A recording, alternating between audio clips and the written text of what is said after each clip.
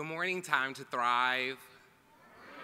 I think you guys can do a little bit better than that. Good morning, Time to Thrive.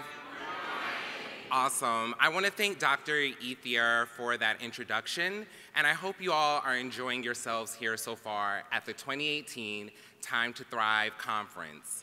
Orlando is my hometown, or as we locals love to call it, the City Beautiful. First, I want to thank the HRC family with whom I've worked with the last year and who have made it possible for me to be here. I'm so honored to be with you all. Is it okay if I share a story with you guys? Okay, better. So picture it in my Sophia Petrillo voice, well, the best that I can.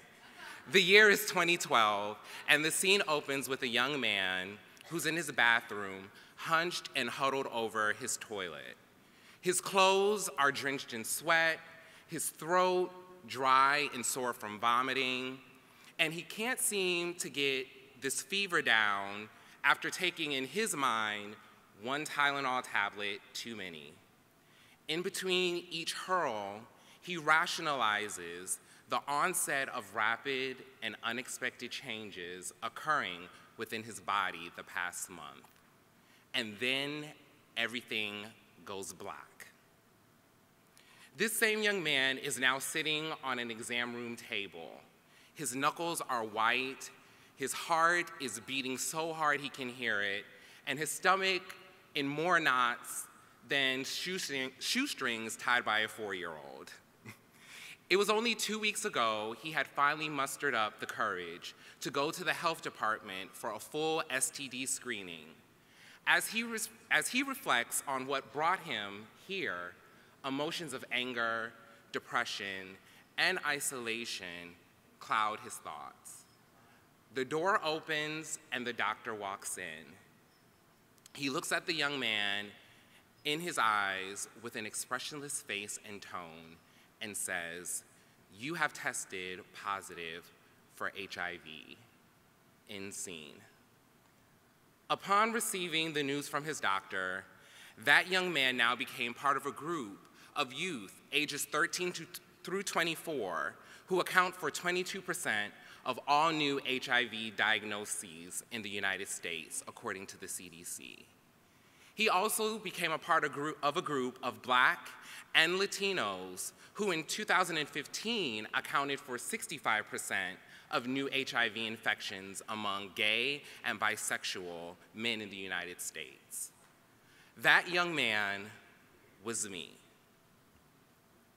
I'm sharing my story with you this morning for 2 reasons. One, to show you the bitter beginning that many LGBTQ youth living with HIV, like myself, have faced or will face. But more importantly, I want to share my story with you this morning because it contains a plot twist. And that is now, in 2018, I can stand before you as a Black, openly proud, same gender-loving brother who has been undetectable for the past 6 years.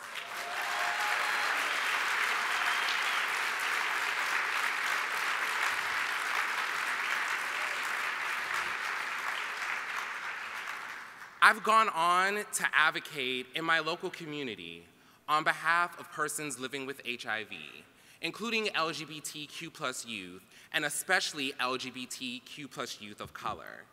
I'm trying with my entire being to do my part in stopping the HIV virus and, quite frankly, ending an epidemic that for too long has ravaged our local communities. It is the same determination and passion that has spurred me to create Bros In Convo, a series of social connectivity events here in Orlando that provide a supportive space for young Black, same gender-loving youth to discuss and engage in health education while promoting safer sex practices and, most importantly, empowering them to live their best lives.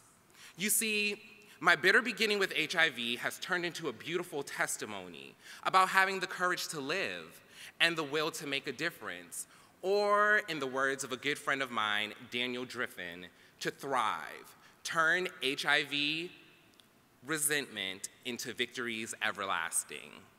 So on behalf of the millions of LGBTQ+ youth living with HIV like myself, I'm imploring all of you in this space to act now against HIV. Unfortunately, in many states, including my own of Florida, fewer than a quarter of all middle schools and high schools teach comprehensive sex education. And many more do not include nor provide culturally sensitive materials and spaces for LGBTQ+ youth. Each and every one of you in this room has the responsibility and the power to educate and to support LGBTQ+ youth in learning on how to live their best lives, including their sexual health and wellness. So Daniel, how do we do this? Many of you asking. How do we take this back to our local communities? Well, I'll say that it starts with comprehensive sex education in our schools, providing culturally sensitive and supportive materials and spaces that are inclusive of the identities, the life experiences, and the relationships of LGBTQ+ youth like myself.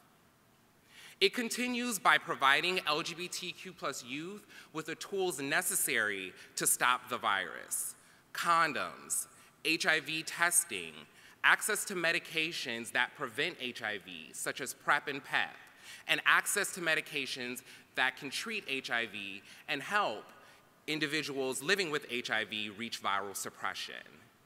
We must go beyond the confinement of our classrooms and our local spaces because, quite frankly, we're living in a state of emergency when it comes to HIV.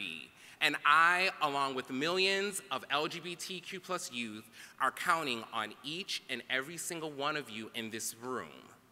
Regardless of who you are, where you're from, how you identify, or even your HIV status, we all have a part to play in ending the HIV epidemic. Let's start talking today and every day with our family members and our friends about HIV testing, about condoms, about PrEP, about PEP.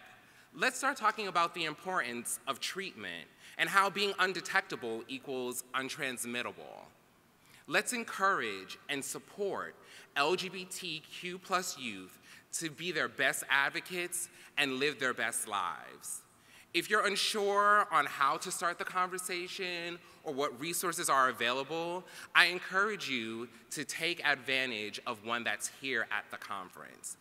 Act Against AIDS has a booth here, and they have a lot of great resources for individuals and tools to learn how to change those uncomfortable conversations into courageous conversations. Everyone here has the power to transform the world that we live in. That's one that includes 0 new HIV infections among LGBTQ+ youth, but also allows LGBTQ+ youth that are living with HIV to reach viral suppression, but most importantly, thrive. Turn HIV resentment into victories everlasting. Thank you.